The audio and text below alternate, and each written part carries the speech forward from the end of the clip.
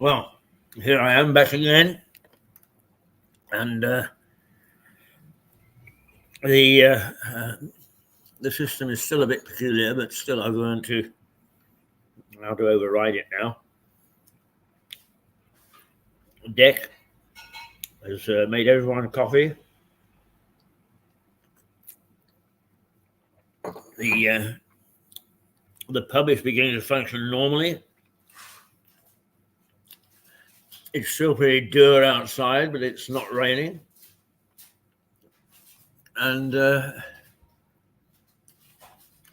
here we are in the StreamYard studio. So, what I was trying to do when Philip joined me was to discover where the newspapers had gone to.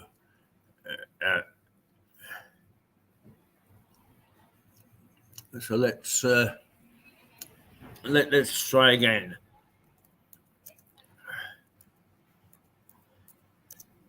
And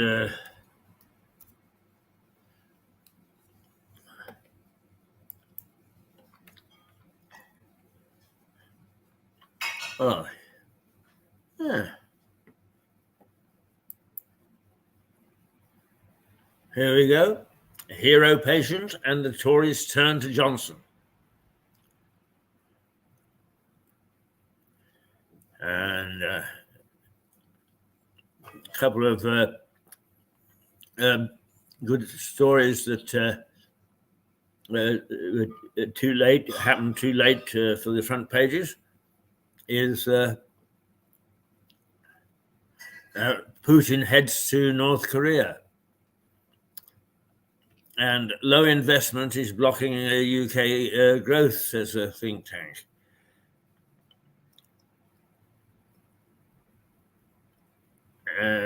But let's go through the papers one by one. The Daily Telegraph. Tories turn to Johnson to counter reform. And there's also a picture of Prince William in his finery on the front page of the Telegraph.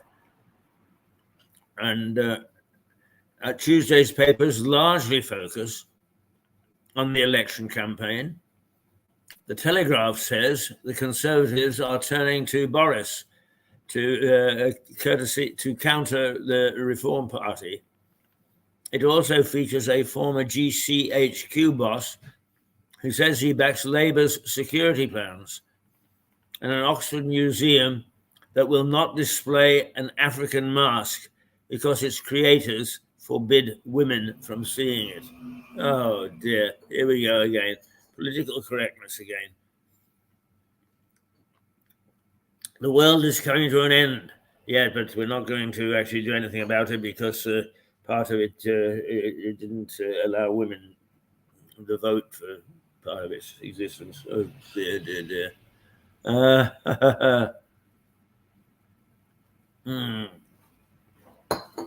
Now,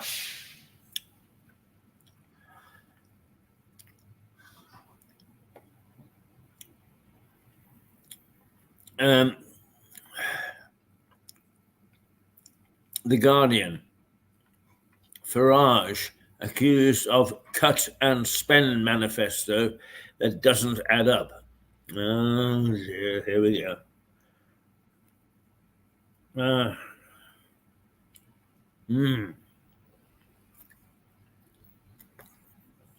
Sorry, this is my mouth medicine.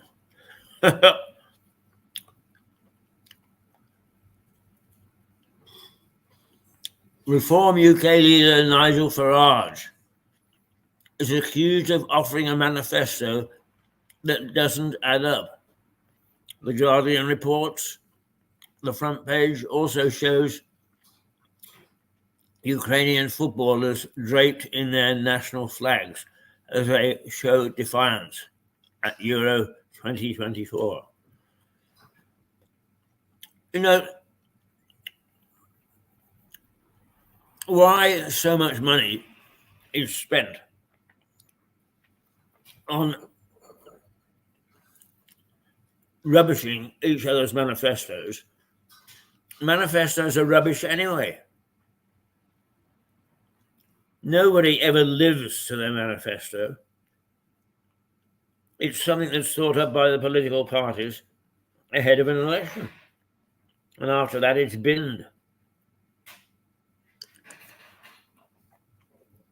And we're the fools for falling for it. But the fact that my colleagues, I say my colleagues, I don't know half of them anymore, on Fleet Street, get their knickers into a twist about it, is sad. They should know very well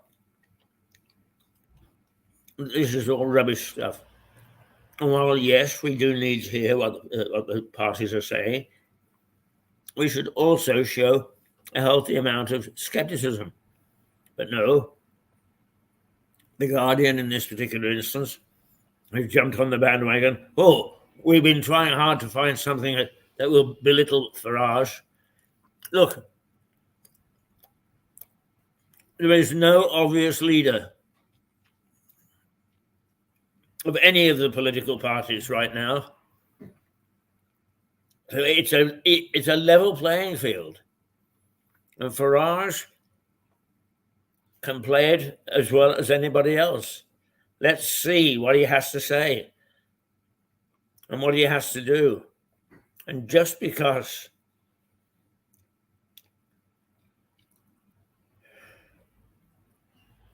he's done one or two things like get pally with Trump,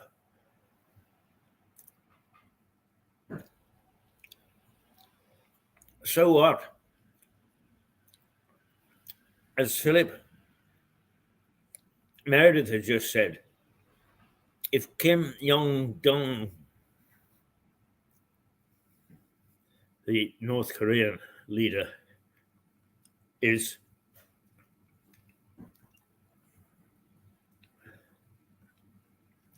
getting stroppy,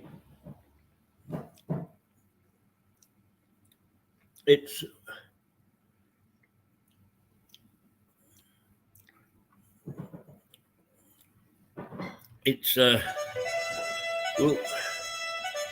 we've got to do away with that, otherwise it'll cock everything up.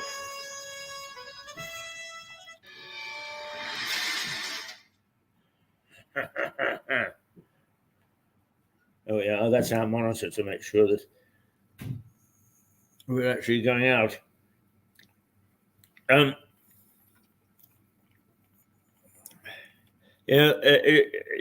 We need somebody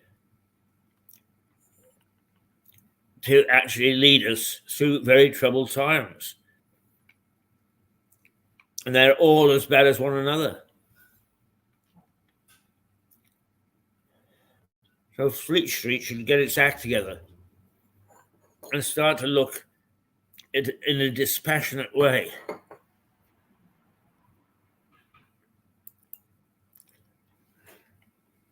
At what the hell's going on nationally in politics at the moment. Instead of it's holier than thou protestations, you are disappointing, Guardian. You are, to say the least, disappointing. I don't find much that is helpful in anything that you do right now.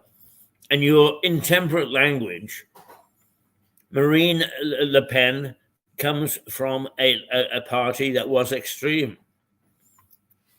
But could you please point out to me, in your term extreme right, when you describe her now, what she's done since she became leader of the party that's extreme?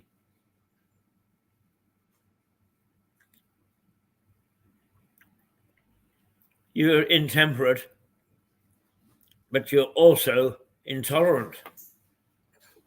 And you don't give anybody a chance unless they think in the way that the Guardian thinks. And that shouldn't be the role of a newspaper. We should be reflecting and then commentating.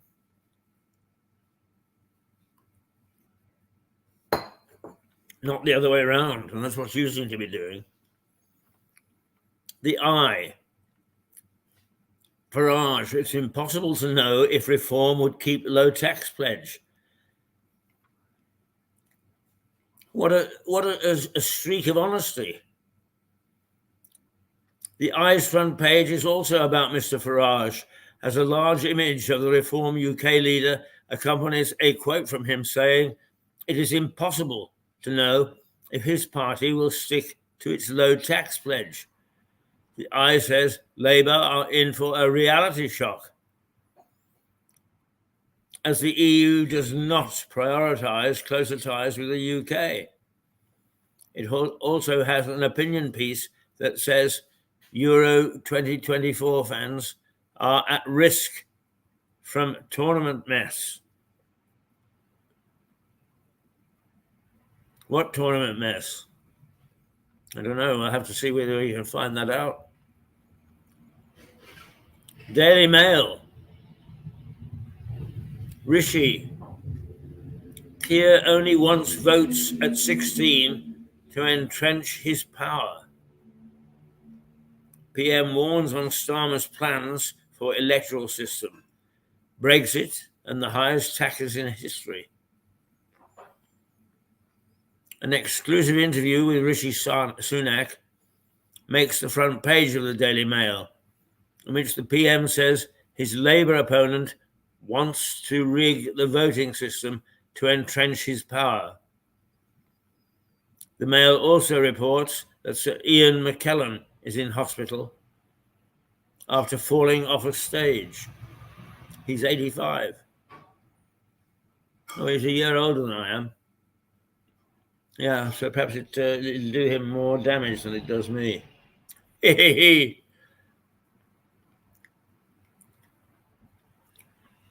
Times.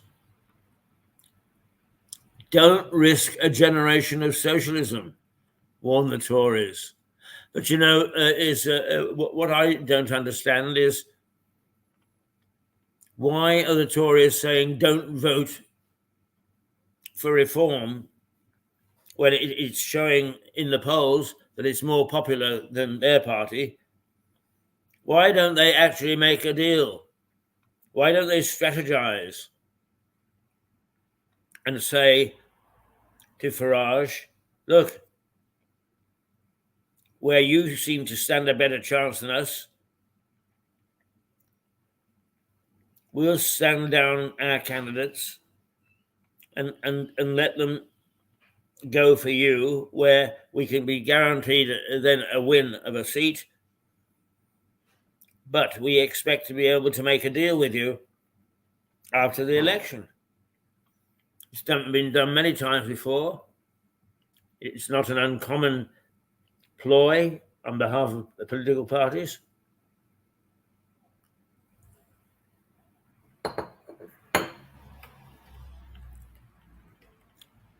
But no, they are so sure that they will come zooming back that they're not prepared to make any concessions at all. And that's the arrogance that's got them where they are.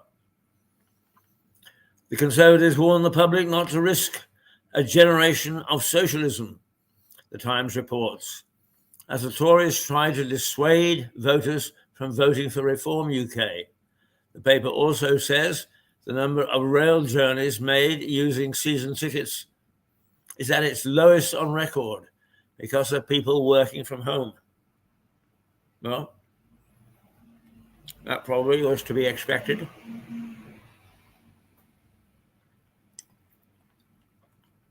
The Daily Express.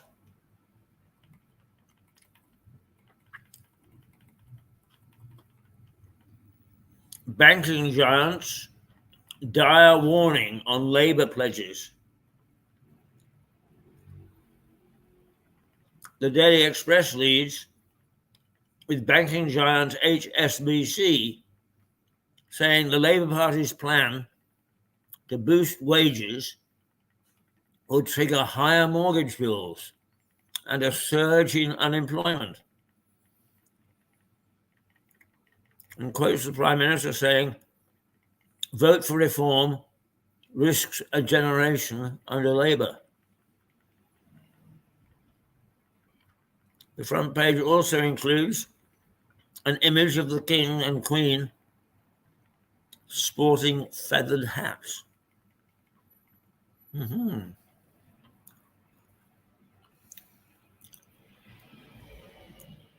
Mirror. Welcome in England. German cops tell fans have a great time, but warning of a mindless few. Welcome in England, reads the front page of the Daily Mirror. As it reports, German police have told fans to have a great time at the Euros. The front page also promotes a 12-page pullout of Royal Ascot. So Ascot, the race meeting starts this week. Metro. A hero patient stopped a bomber killing nurses. A hero patient in a hospital stopped an alleged bomber killing nurses last year.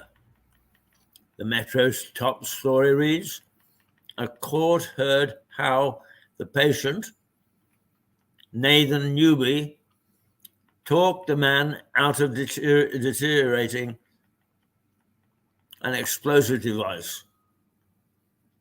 Detonating, not deteriorating. Financial Times. French bosses build ties with Le Pen as the left triggers alarm.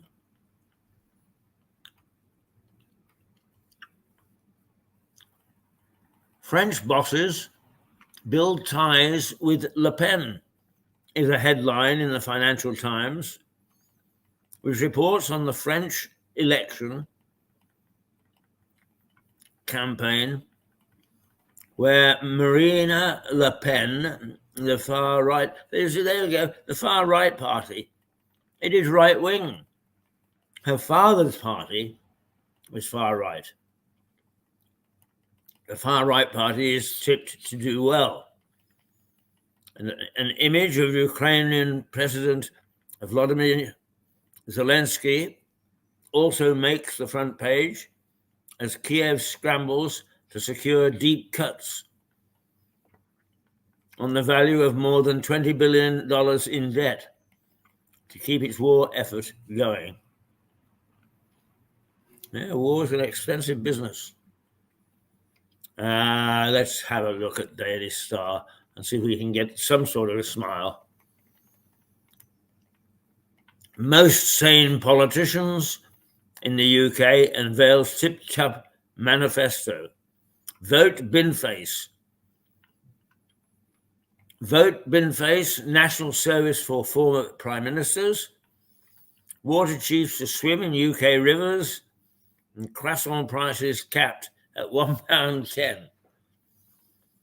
The Daily Star goes for a slightly different take on the UK election, highlighting that the UK's most sane politicians, Count Binface, has unveiled a tip-top manifesto. 3 points make the front page. National service for former prime ministers. Water chiefs to swim in the UK's rivers. and £1.10 cap on the price of croissant. Woohoo! Uh-huh.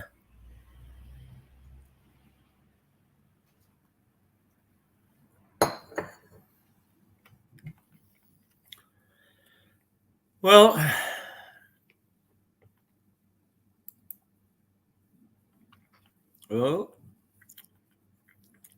I've hit the wrong button again. Oh, there we go. Let's have a look at the news in a bit more depth than we have. A day after the launch of Reform, UK's manifesto, The Guardian leads with the concerns of economists who say the plans don't add up. It highlights the verdict of the Institute for Fiscal Studies that what the paper calls a series of populist pledges are based on extremely optimistic assumptions.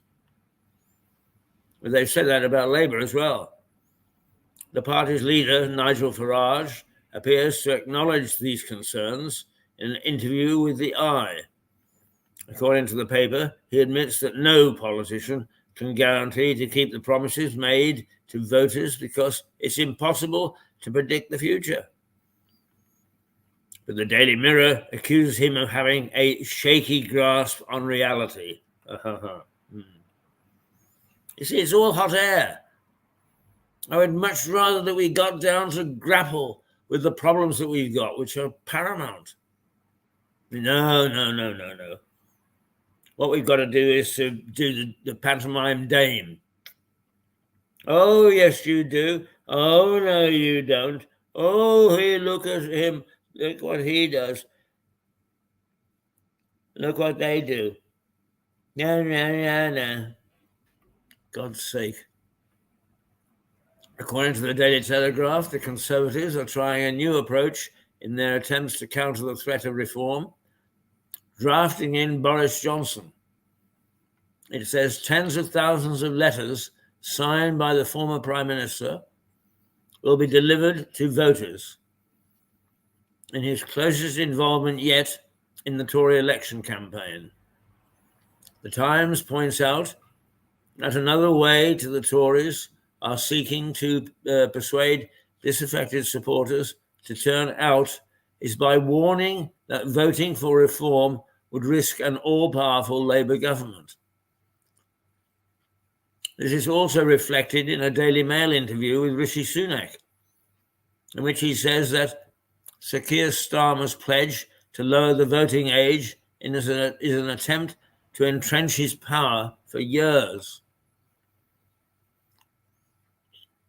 Criticism of some of Sir Keir's proposals also features on the front page of the Daily Express. Its headline is Banking Giants' Dire Warning on Labour Pledges. The paper says HSBC believes the party plans for a genuine living wage risk, triggering a surge in unemployment and driving up mortgage bills.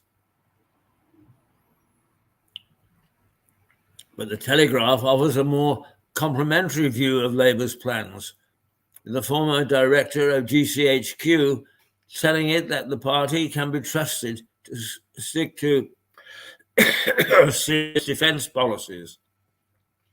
How the hell do they know? In what the paper calls a major boost for Labour, Professor Sir David Ormond praises the party's promise of a triple lock on the Trident nuclear deterrent. He also accuses the Conservatives of ducking necessary tough decisions on defence.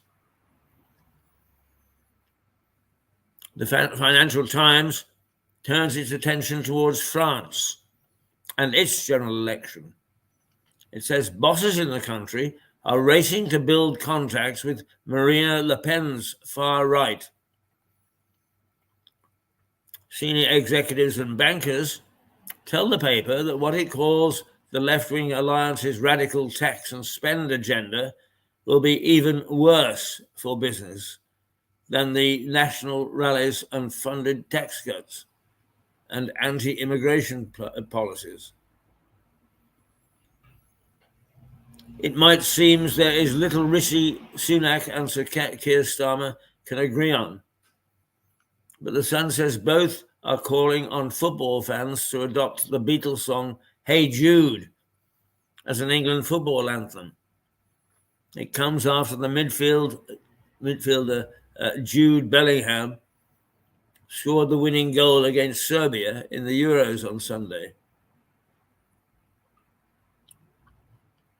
The Daily Star has become the latest paper to announce whom it's endorsing in the election.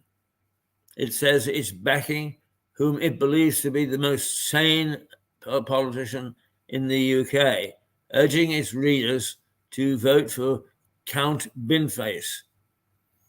The paper describes his manifesto as honest, with pledges such as national service for former prime ministers and a cap on the price of croissant.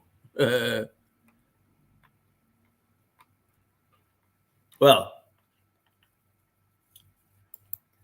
that is the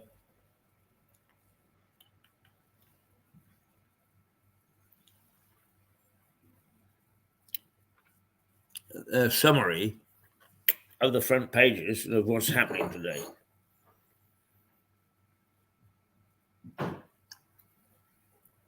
And I have to say that in my view, for whatever it's worth, it shows the paucity of thinking and understanding of what the average person is concerned about, wants, needs, and is looking at when it comes to solutions to the rather dire situation in which we find ourselves. Not just us, the entire world.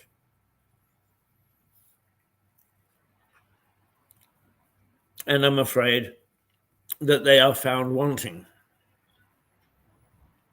They don't really seem to have appreciated much outside the sacred chamber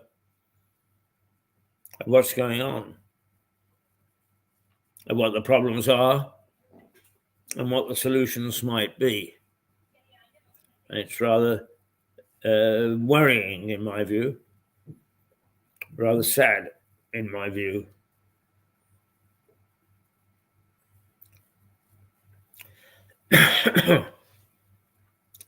And it's too late, also, in my view, for anybody to do anything about it. They're on the hustings. They've established their positions. They have to go with them now.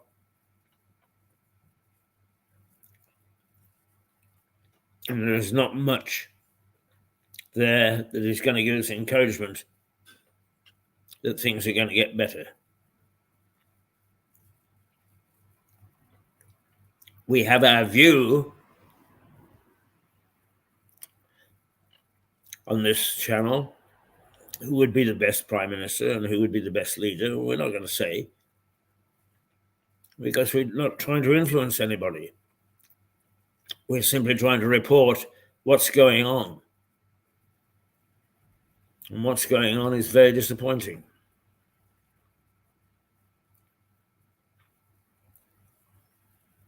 To say the least, it's very disappointing.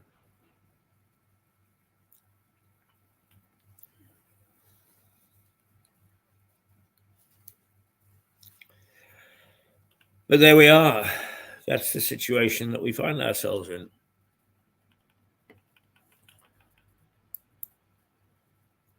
That is where we find ourselves.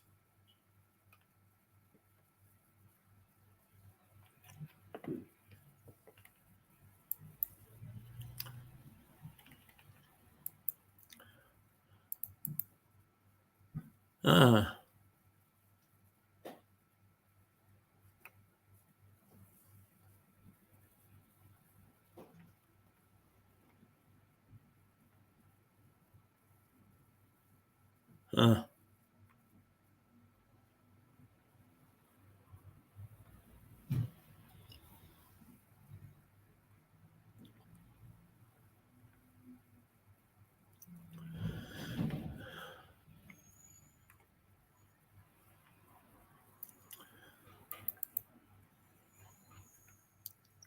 hmm.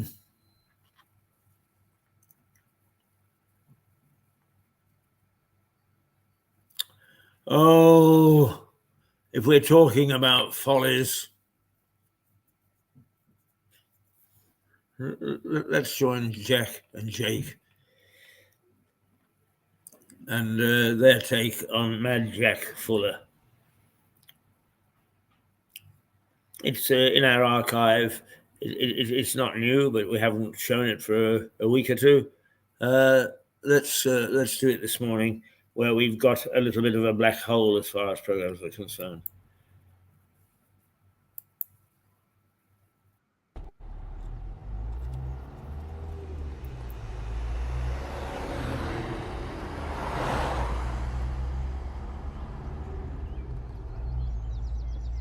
I always find it strange how two people can experience and view a place in completely different ways. Jack Fuller was born into money, and at the age of 20 he moved to Brightling in East Sussex after inheriting land and a fortune from his uncle Rose. At the age of 22, Fuller became the Member of Parliament for Southampton. Fuller lost his seat after a vicious row over his support for slavery. This was the time when he began to focus more on his estate and his love of combining art and science. I moved down from Glasgow to Sussex when I was 9 years old, and that would be in 2003. I first saw the Follies when my granddad was driving me through Brightling, and I remember looking at them and just asking him what these strange buildings were.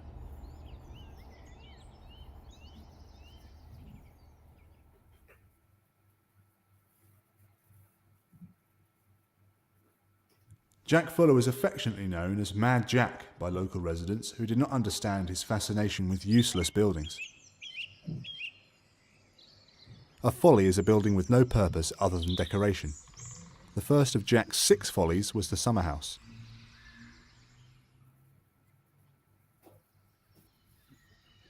Jack was a keen gambler, and he entered into a wager that he could see the spire of Dallington Church from his window.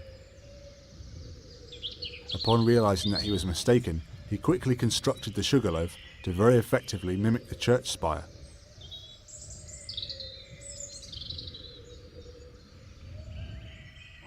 I looked out of my girlfriend's window and I saw this strange building in the distance, and I asked her, what is this strange building? And she replied that it was the Sugarloaf.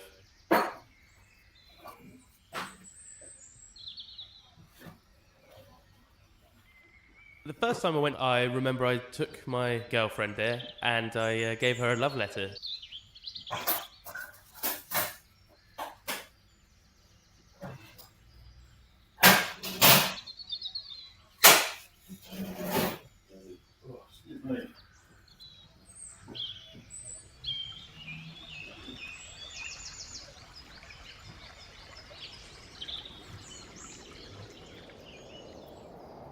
The Rotunda Temple was built to hold artwork, most notably paintings commissioned from J.M.W. Turner.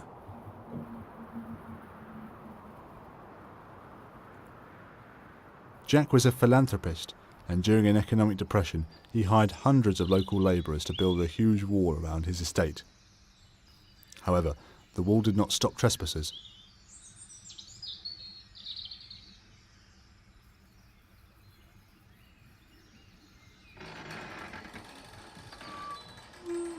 We all thought the temple was full of art, and I was a bit shocked to find out that there was none.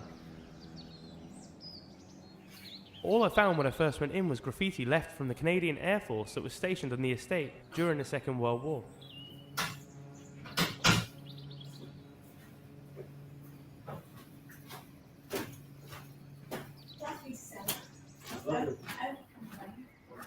The temple is the motif for the internationally renowned Brightling horse trials, which brings in competitors and spectators from all walks of life.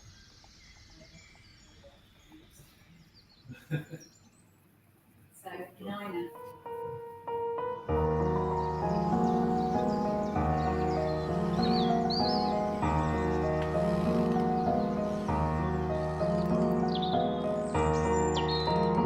The Hermit's Watchtower was built so that Jack could survey his land and have views of the sea.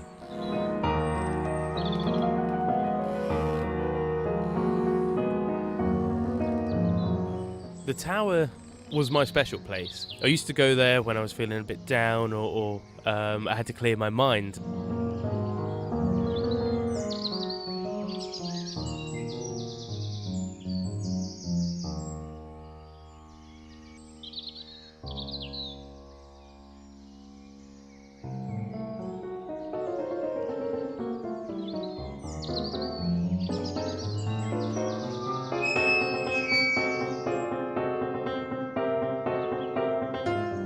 As you go up the stairs, on the right-hand side, my girlfriend's initials are still there. Mine, well, are not there anymore.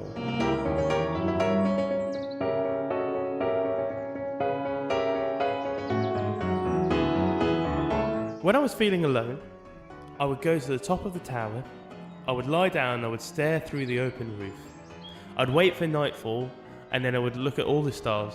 Yeah, I would wonder what my place on this earth is. Why I was here, and I would also wonder why the Follies are here. And you know, it dawned on me that the Follies aligned almost with the stars, and it feels like some of them are there to replicate Orion's belt, others are there to, you know, to be individual stars, like the observatory would be Betelgeuse.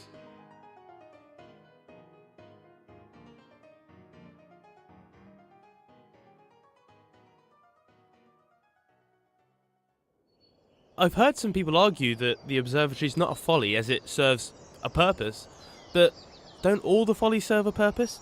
They serve our local history, our culture. When I first came to Sussex from Glasgow, I was such an outsider. People had no idea what I was saying, and I had to get something to point me in the right direction.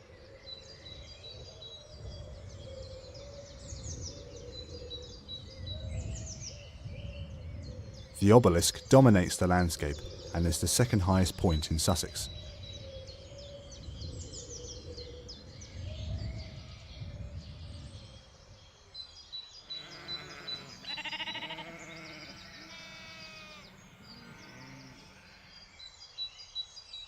I remember looking up at the needle and realising that it pierces the vast, uninterrupted sky.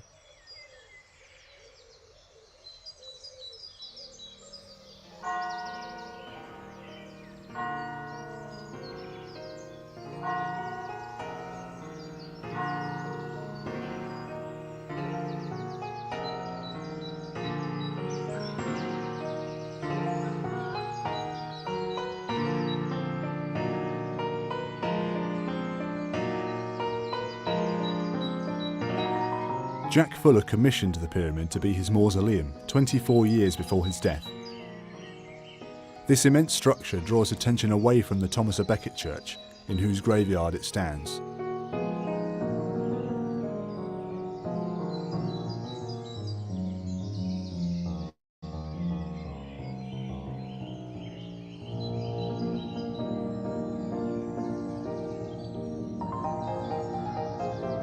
I've heard that Jack was buried in the pyramid sitting up in his armchair, with a glass of claret and a roast chicken dinner in front of him.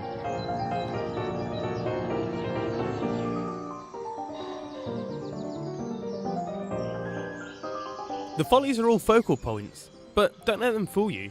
Their place in the landscape belies their size and their distance. In the beginning I was hungry to consume them, and I had rushed to each one in turn. But a short distance turned into a mile, a run into a trek.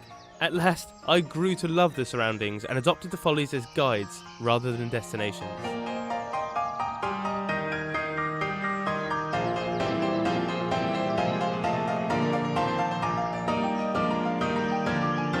Jack Fuller was respected by many as a squire who, at a time of extreme poverty, when soldiers were returning from the Napoleonic War, did what he could to provide employment and prevent revolution. He was ridiculed by others for his views on slavery and his obsession with erecting follies while people were going hungry.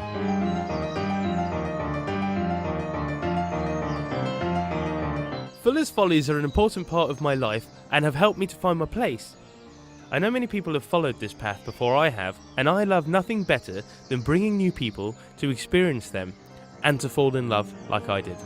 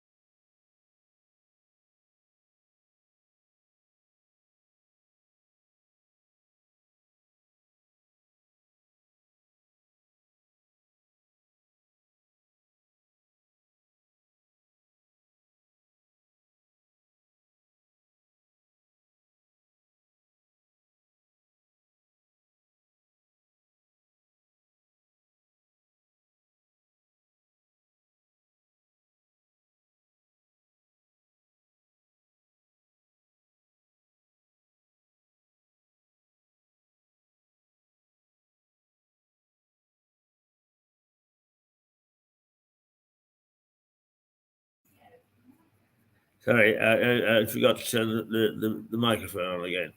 As what I was saying was that I'm very fond of Mad Jack Fuller, because he actually I've been to see his tomb, and it's quite impressive. And you actually look at it, and you can't help but wonder whether he's sitting there with his glass of claret and his roast chicken dinner in front of him. You really feel that you want to break in and take a look. But he was 22 stone when he died, and he loved his claret. He loved his chicken dinner. But I was particularly fond of him because during that period when we had John Burkow as the speaker, and he was very controversial. Mad Jack was banned from the House of Commons for 2 weeks because he called the speaker a pipsqueak in a disagreement with him. And anybody who has got the temerity to tell off the speaker, particularly when you've got an obnoxious speaker. Most people, apparently, in the inner circles of Westminster, say that Burkow wasn't a bad speaker, but certainly he was a controversial speaker. And I always felt I wish that I could have emulated Mad Jack and called him a pipsqueak. The thing is, I wasn't a member of the House of Commons, so I couldn't be banned. I'm sure they would have found some sort of punishment for me. But there we are. That's Mad Jack Fuller. He lived in Lewis for a short period of time, in school on School Hill, and Lewis House, and in his last occasion to be elected, there was some suggestion that a little bit of skullduggery had gone on to get him into the House of Commons, and there was a real row going up School Hill on the night of the election, and Mad Jack took up residence in the Crown Hotel, which is no longer, unfortunately, and his opponent took up residence in the White Hart, which is no longer, unfortunately.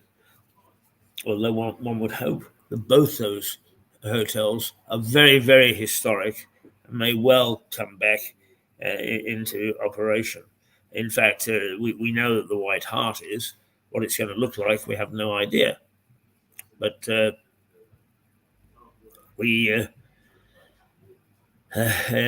workmen are busy, and I peer in through the front door from time to time and through the windows to see what's going on, because, of course, it was our headquarters for a couple of years.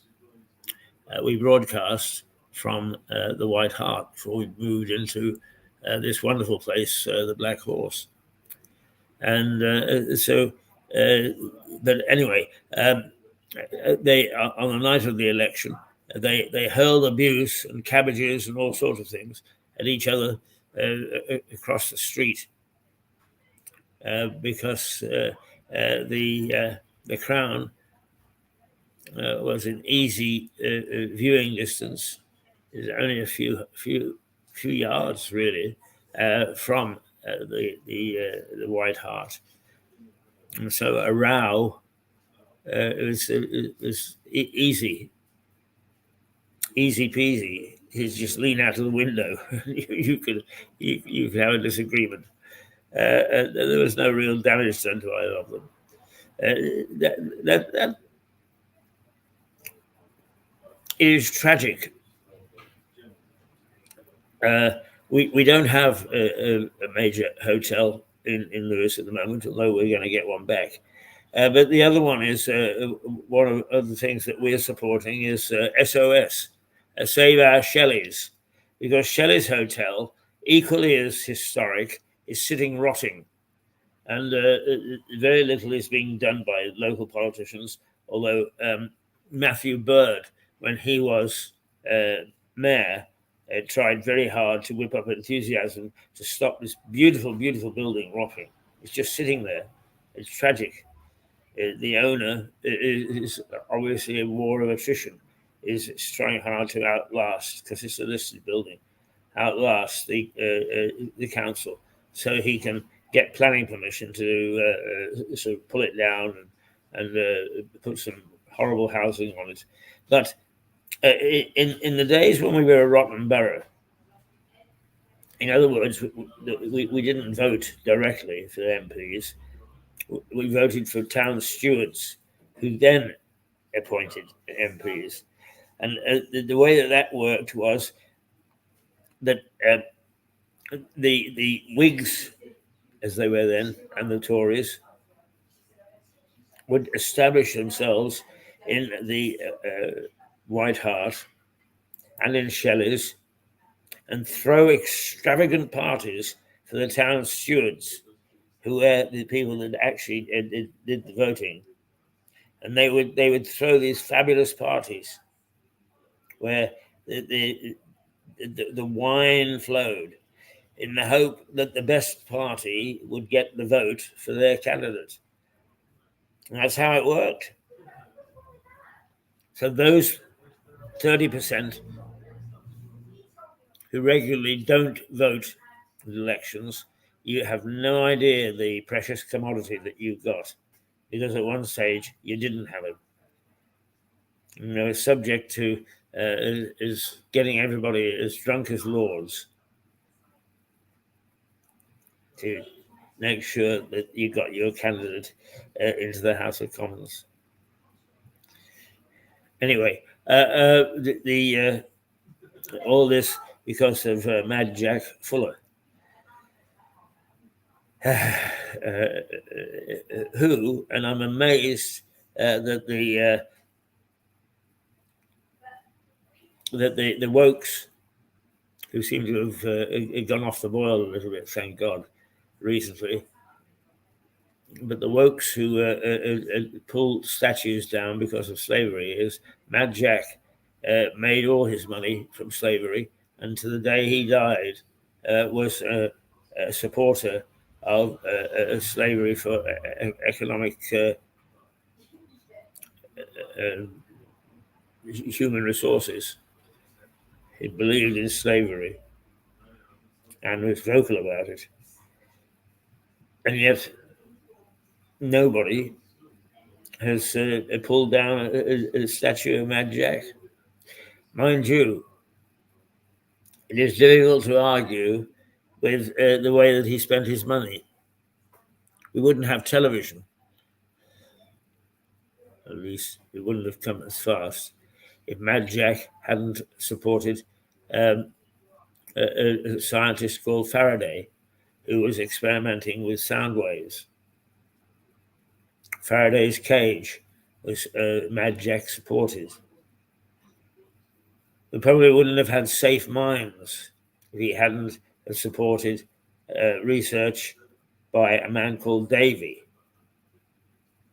the Davy lamp, Davy miner's lamp, which was safe to take down a pit, and you could light it up without blowing the whole bloody thing up because of pockets of gas.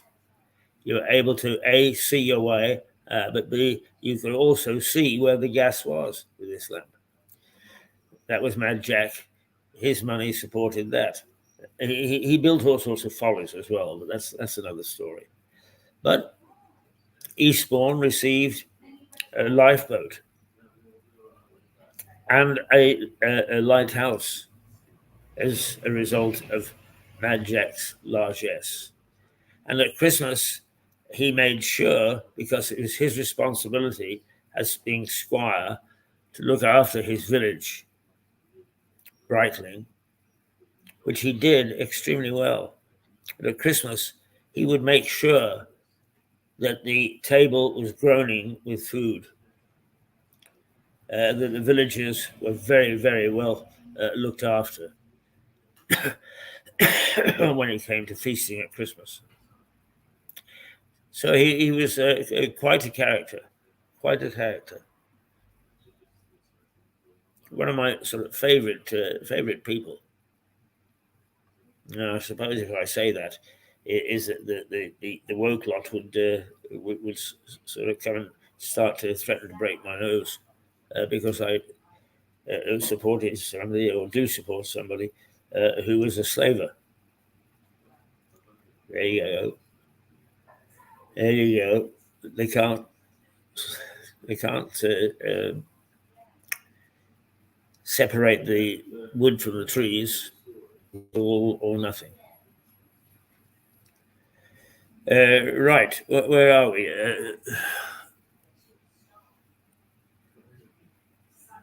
Right, we're 3 minutes past 10.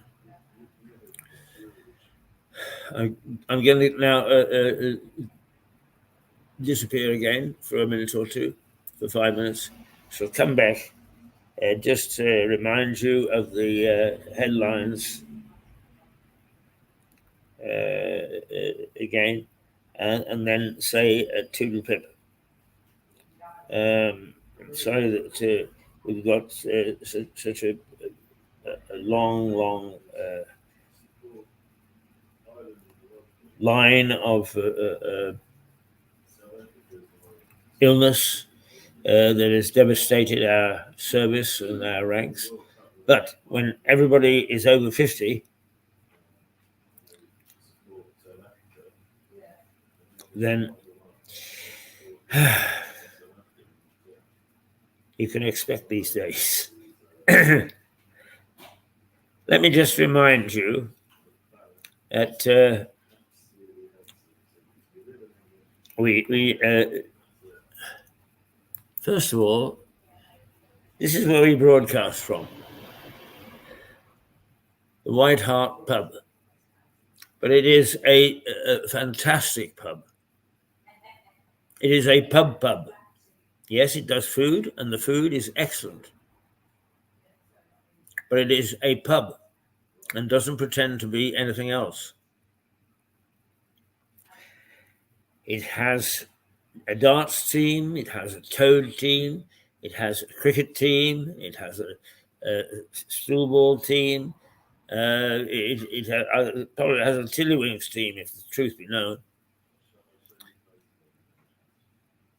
And its quiz night is very well attended and takes place every second Sunday, except in July, it is going to be every third Sunday, well, on the third Sunday, simply because the final of the Euros falls on the second Sunday, and there would be a real clash between the quiz night and the last night of the footies. But it is a nice pub, a decent pub, and not only that, it does a very, very acceptable Sunday lunch, which is also very popular. So something else that you might want to try if you haven't tried it already. The host is Declan Roll,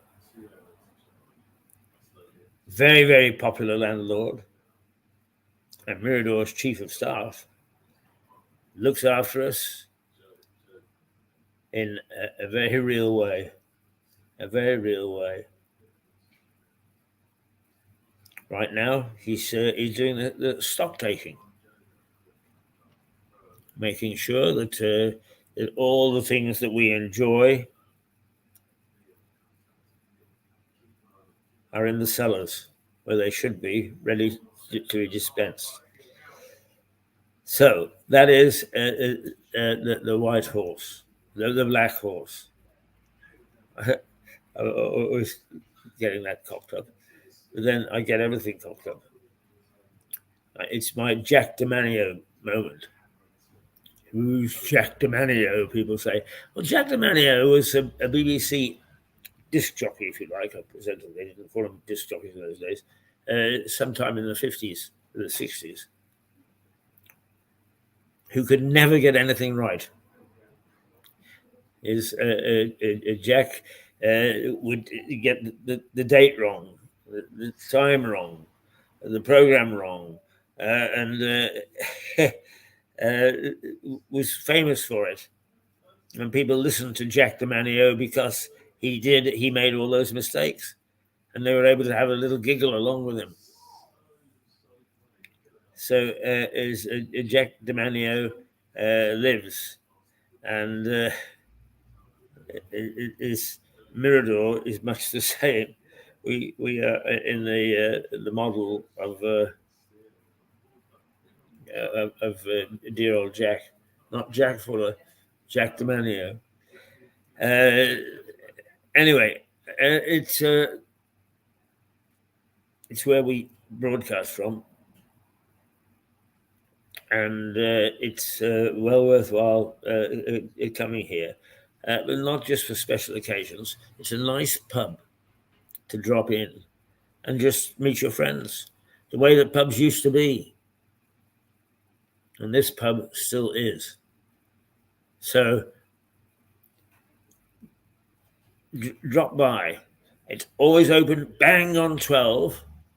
And in fact, if Deck is busy, he leaves me poised on a stool by the bar. And he says, Keith, the moment that hand hits the midday mark, you actually open up if I'm not here. And I watch carefully as the hand comes up to midday, and there it is, it hits it, Deck's knocked back. Woomph! I go and I open up.